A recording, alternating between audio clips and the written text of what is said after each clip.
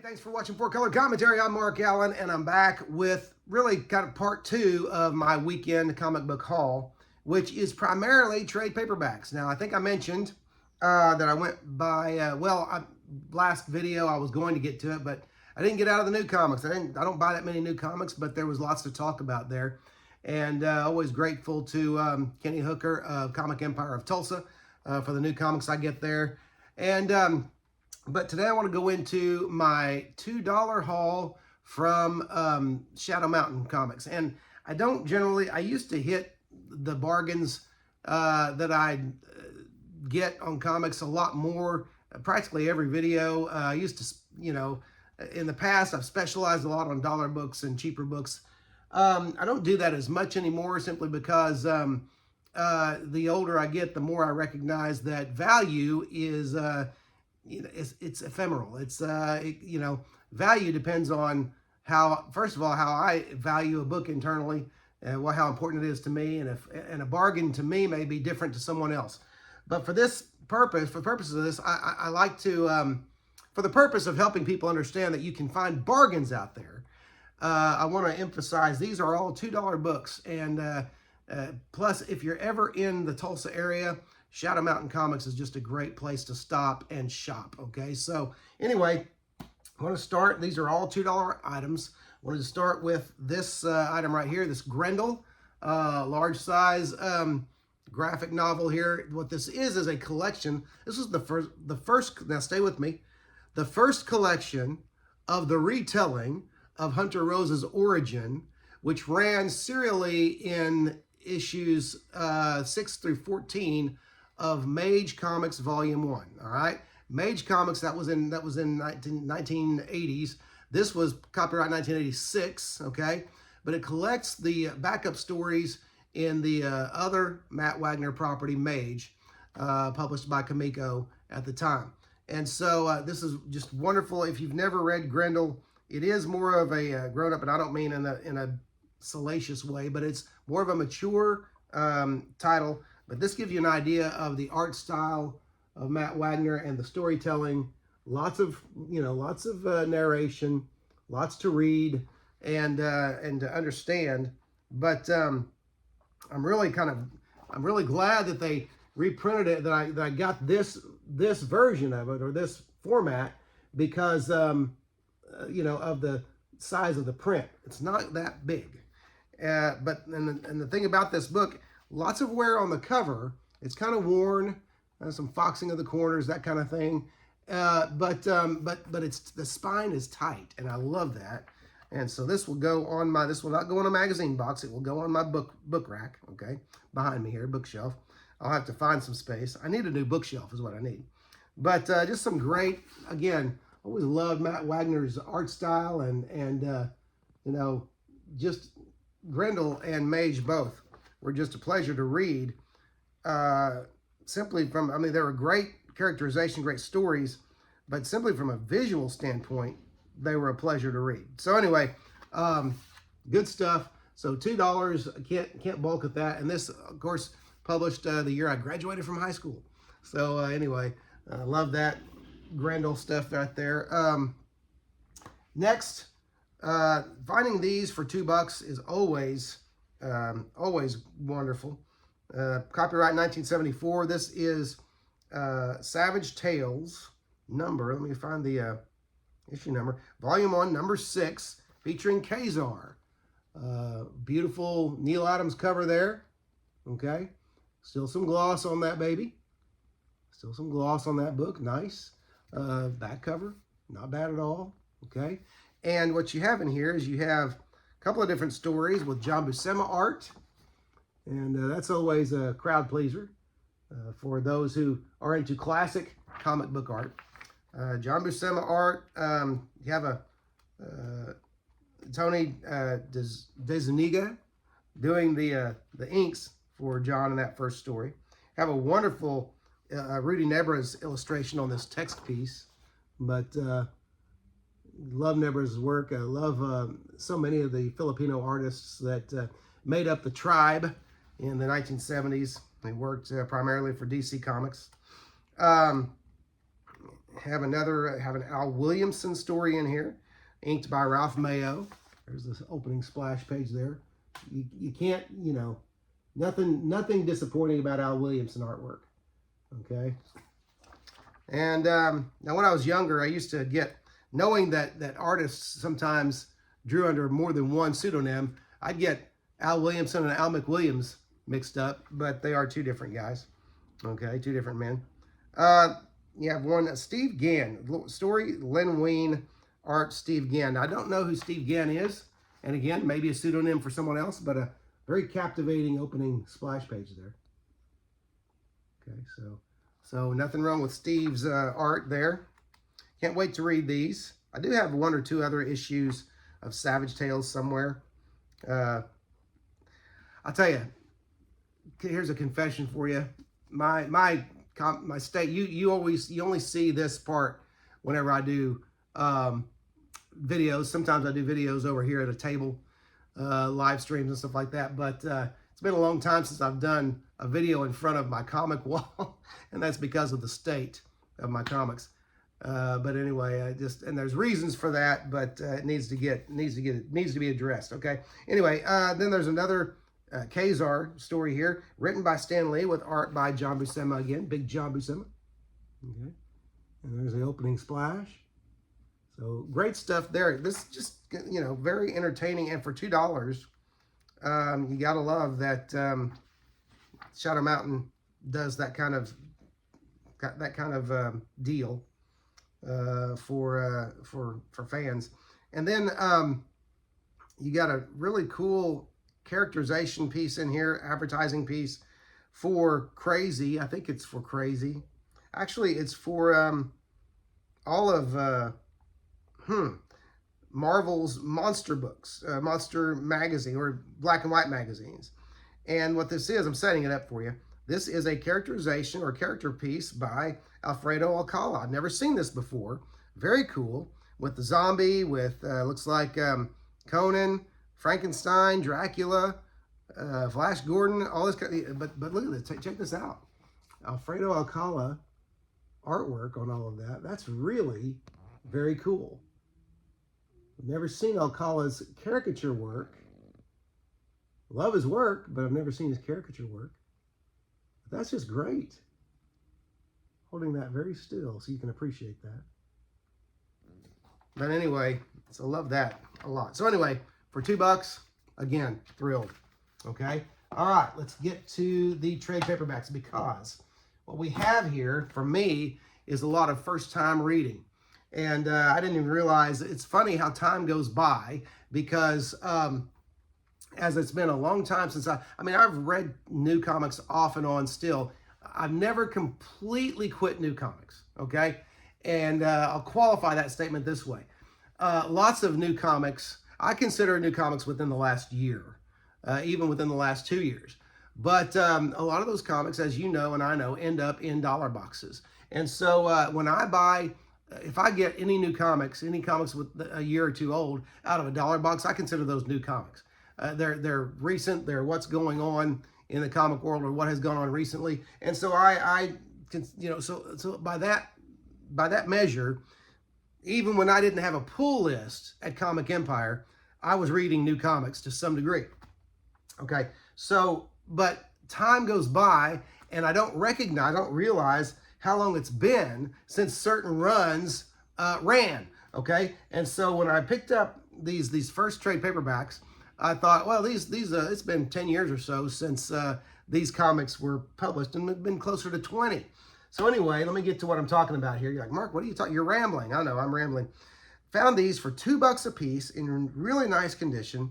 I've already read it, volume 1, and enjoyed it immensely. This is The Immortal Iron Fist by Matt Brubaker. And wait, is it Matt Brubaker? Ed Brubaker and Matt Fraction. There you go. Artist Asia. AJA, David Aja, with Travel Foreman and Derek Fridolfs. Anyway, nice looking cover there. I remember when they revived Iron Fist and did something new, and Brubaker took over the work, but and how people raved about it. But I just wasn't going to, start a pull list again. But I've already read I've already read volume 1, which is the first 6 issues, and was a miniseries, I believe. Great stuff. What it does, it begins to explore the history of the Iron Fist and the several different Iron Fists there have been throughout history. Okay, so that's volume 1.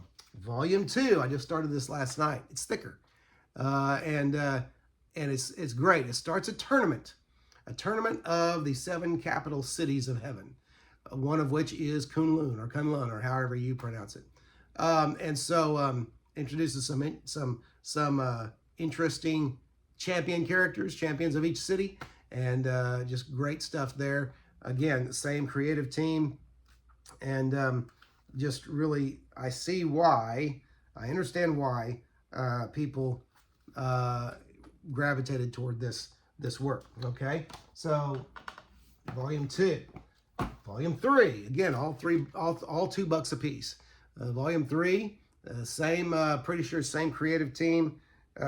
Fraction, Brubaker, and Asia, and just great stuff there. I can't wait to break into it. I call it great stuff because the first one was great stuff. The second one has started off great. So anyway, really excited about, $2 trade paperbacks, folks. You can't, whatever's it's got to be really bad to not be worth $2. Okay, so I mean, I'll read just about anything for $2. I mean, anything decent that's not bad for me. Okay, now creative change in this next one, in this volume 4. Creative change, writer Dwayne Swierczynski and artist Travel Foreman and Russ Heath. Well, Russ Heath doing the past sequences, and Russ Heath did some in volume 1 as well, so great stuff. But there's volume 4. Okay, so volume 4, and so again, this is all new reading for me, and it doesn't stop there.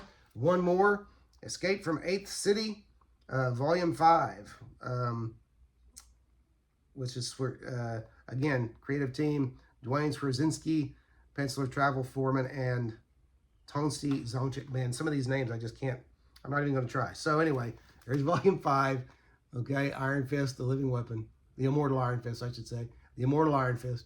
So volume 5. So those were $2 a piece. So that was $10 right there.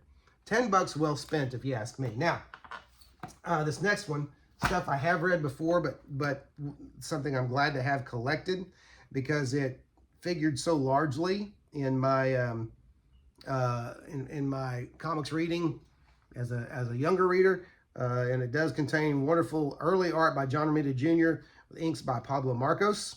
Looking to make sure I think the inkers changed up a bit. Perhaps not. Maybe it was Pablo Marcos throughout.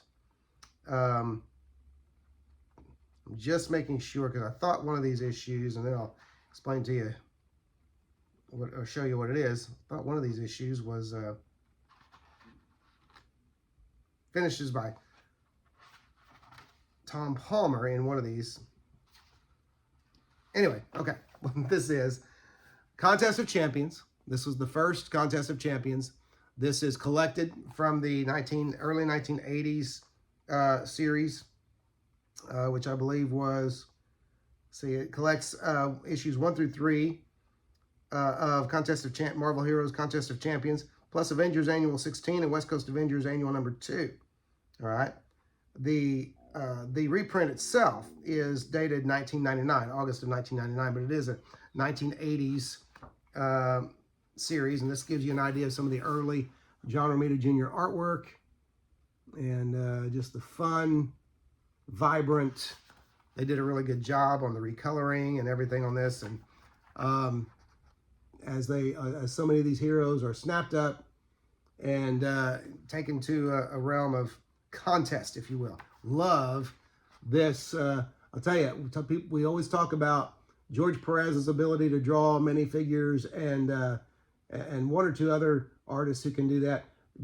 This was a young John Romita Jr. doing this. This was not a bad take at all. This was not a bad job on multiple Marvel heroes. Now this series also, and by the way, this series is not difficult to acquire.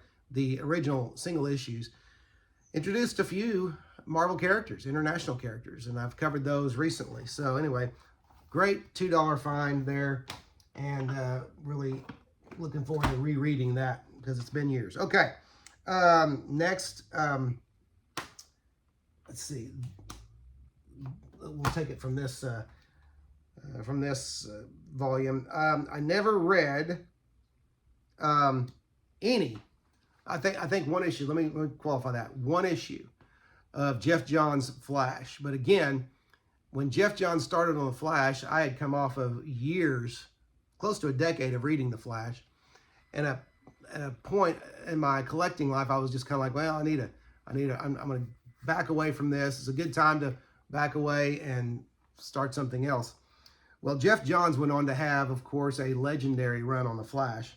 And so I was really, really glad to be able to pick up this book right here for $2, The Flash, Volume 1, Book 1 by Jeff Johns.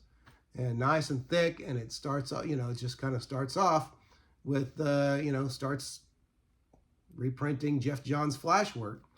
And so I've always liked the Flash as a character, starting with the Wally West Flash, the Wally West Flash of the 1986, I believe it was, restart by Mike Barron and Butch Guice, which is largely forgotten these days. But man, what a beautiful volume, and nice, and hardly any wear on that at all. Nice gloss, and so I can't wait to start reading that.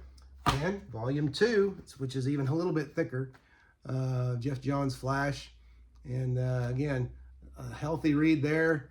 Hefty read, healthy read, and got these wonderful, I think that's a Brian Boland cover, which was on the first one as well. But so anyway, honestly, for $2, when you find $2 buys like this, you just can't turn them down, even if you weren't planning on buying anything that day. And then didn't get Volume 3, it was not there, but did get Volume 4, so I figured, well, that's, 3 volumes for $6. I can afford to go get, even if it's at cover price, I can afford to go get Volume 3 to read all of it. So beautiful Dwayne Turner cover there. I believe that's who that is.